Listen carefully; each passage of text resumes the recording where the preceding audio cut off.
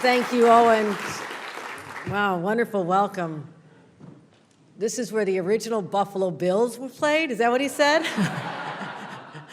No, I know, it's Buffalo Bill Cody and a few others. John Philip Sousa played here. This is quite an extraordinary place, and I'm delighted to be here. So Owen, thank you for what you do as the keeper of this beautiful jewel. Make sure it's continued polished up, and we'll talk about that in a couple of minutes. But also, Mayor Bill Keeler of this extraordinary community. This community just oozes charm and character and personality. I want to thank you for all you do as our great mayor. Let's give our mayor of Cohoes another round of applause.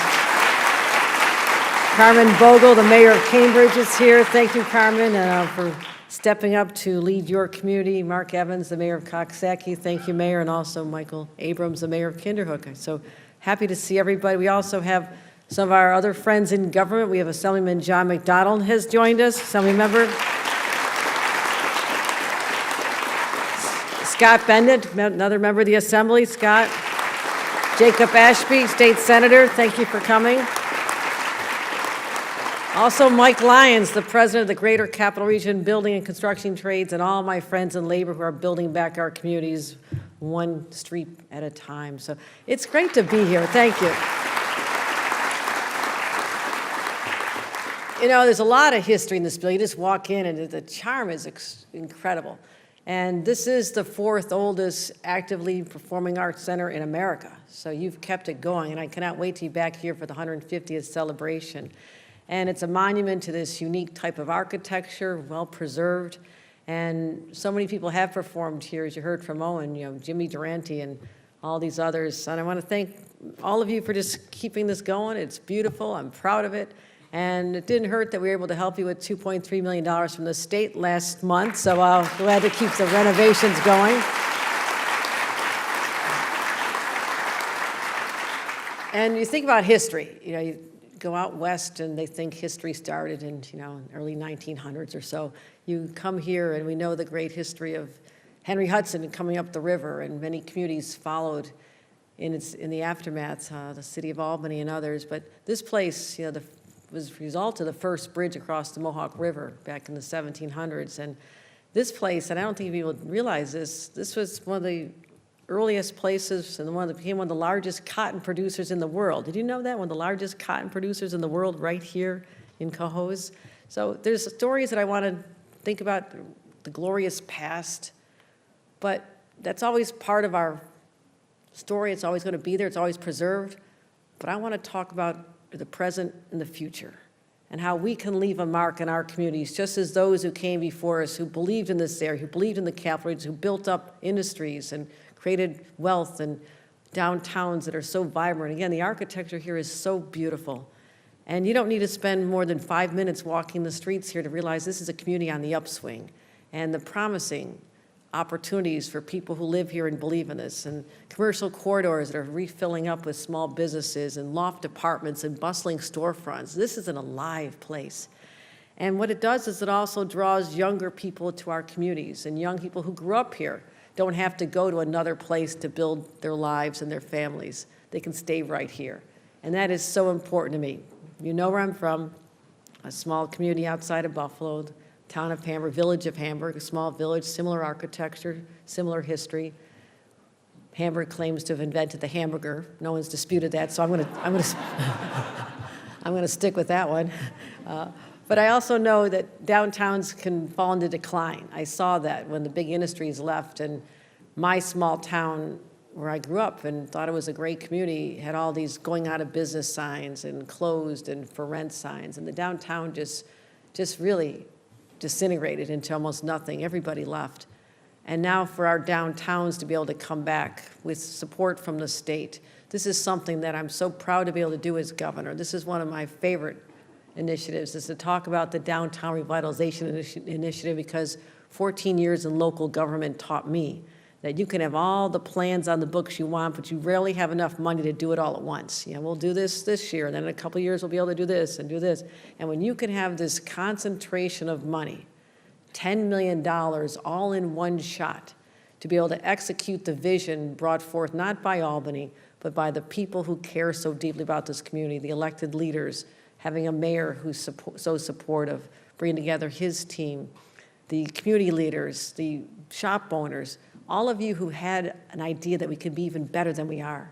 And that's why programs like this are so extraordinary. So I'm very proud to announce that the city of Cohoes is the hey, getting a little ahead of us there.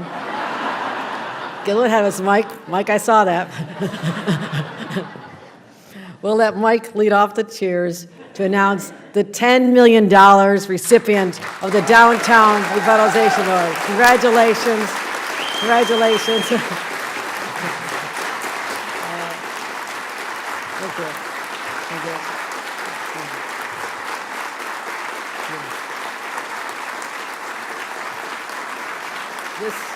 Thank you.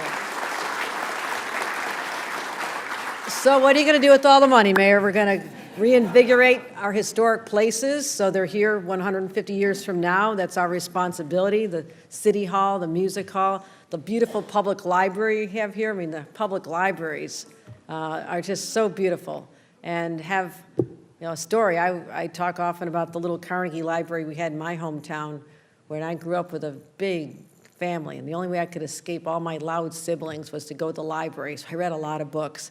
And so that's such an important cornerstone of many of our downtowns. But to have a theater and a library, I mean, this is the foundation.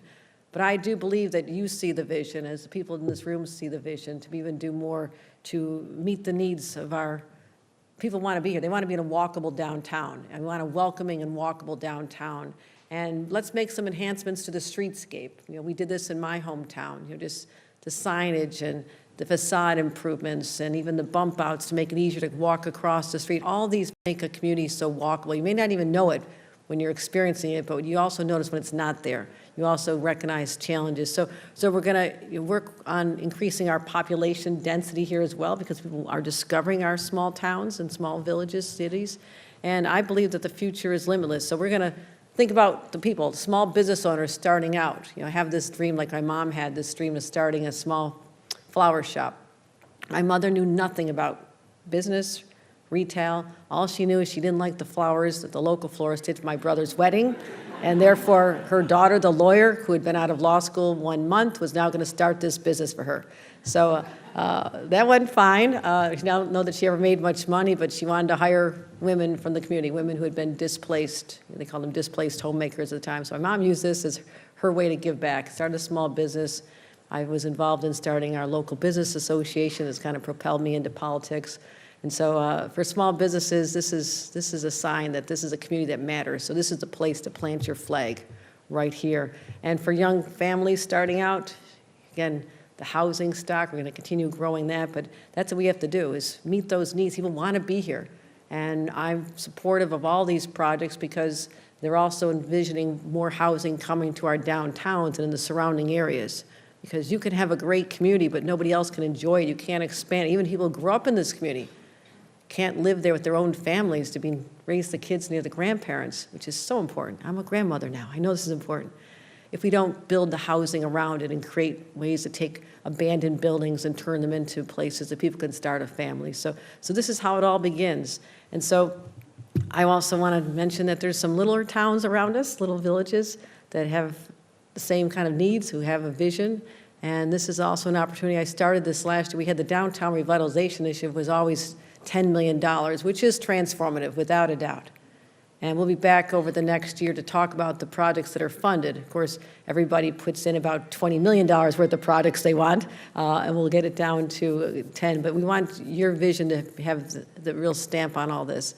But also, there's smaller communities where even $10 million was beyond the scale. So I said, let's start something for smaller communities. Let's start what we call the New York Forward program and have smaller grant amounts, where a small downtown, something like $2.5 million can make a difference. And so I'm proud to announce that the Village of Cambridge will receive a $2.5 million award grant. There you go, Mayor Vogel. Congratulations.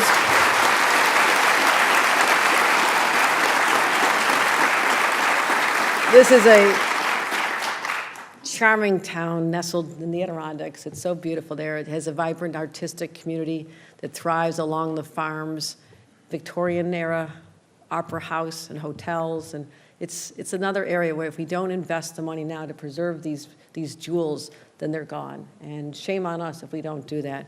So you have a great farmer's market, and there's already a great number of reasons to visit, but we're going to make it even better. An incubator, you want to have an incubator for entrepreneurs and artists, and build up the recreational economy. And again, new housing, and thank you for having the vision to say that your downtown can be more vibrant if people can actually live above the storefronts. That's the key. That's the key. Change the zoning.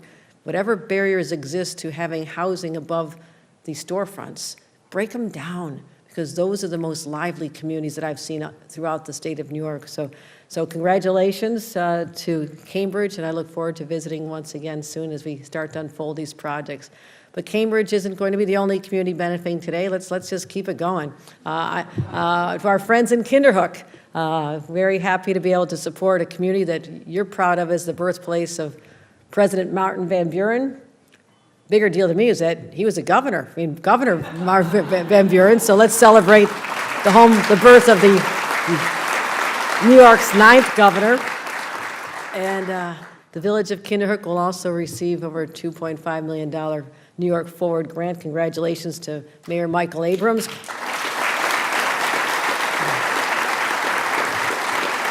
Again, wonderful downtown, restaurants, shops, a vibrant arts community. And I know you want to kickstart a number of projects and help with, again, building housing that's affordable, so important, preserving our landmark structures as well. So I know Kinderhook has been waiting for this kind of investment, and now you have it, and I cannot wait to see what you accomplish. So congratulations to everyone from Kinderhook as well.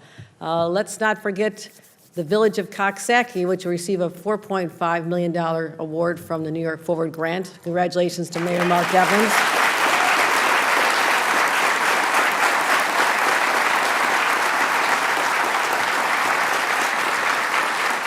Known as Hudson River's front porch, they've undergone a remarkable transformation during recent years. And the news is out. I mean, this is a place people want to be, they want to live there. And a downtown that, if you take the before and after pictures, the boarded up downtown, how it's flourishing today with new businesses continuing to open and want to be there, and the Wire Event Center, and the Newbury Hotel, and all these other great places to visit. It's no surprise that families want to settle there. People just want that sense of place. And I think that's one of the outgrowths of the pandemic, is that people were in search of community that they had lost for those 2 years of isolation. And they want to be back together, and they want to kind of go back to the good old days, if you will. And that also draws us to our small towns that really haven't changed. If you look at the main streets, they haven't changed in 100 years.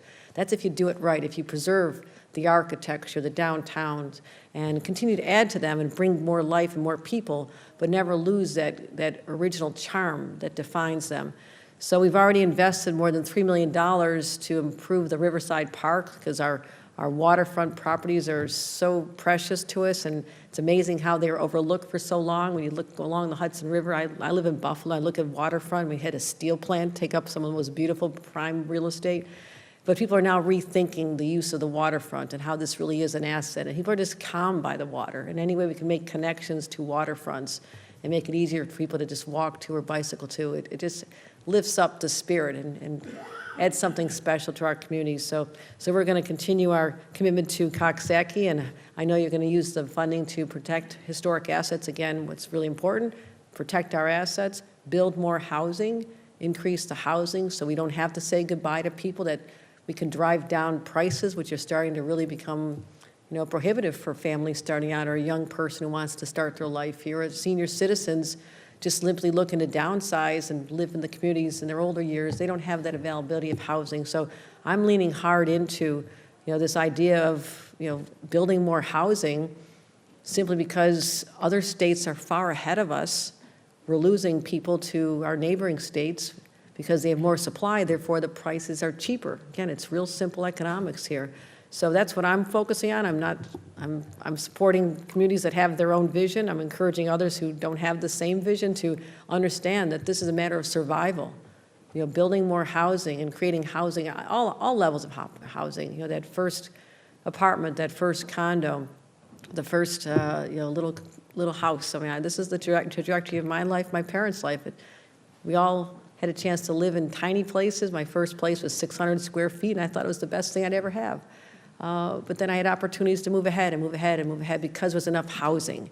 And if we don't offer that, then people and communities are becoming stifled. So I'm real excited about our New York Housing Compact, which proposes 800,000 new housing units over the next decade. It is so doable.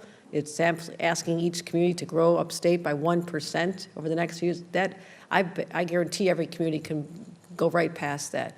But I also want to lift up communities that want to do this, but don't have the resources for infrastructure. Again, 14 years on a town board, I knew all the ways that you could make a project happen. I was on the liaison to I was on the town board, our zoning board, our planning board, our traffic safety board.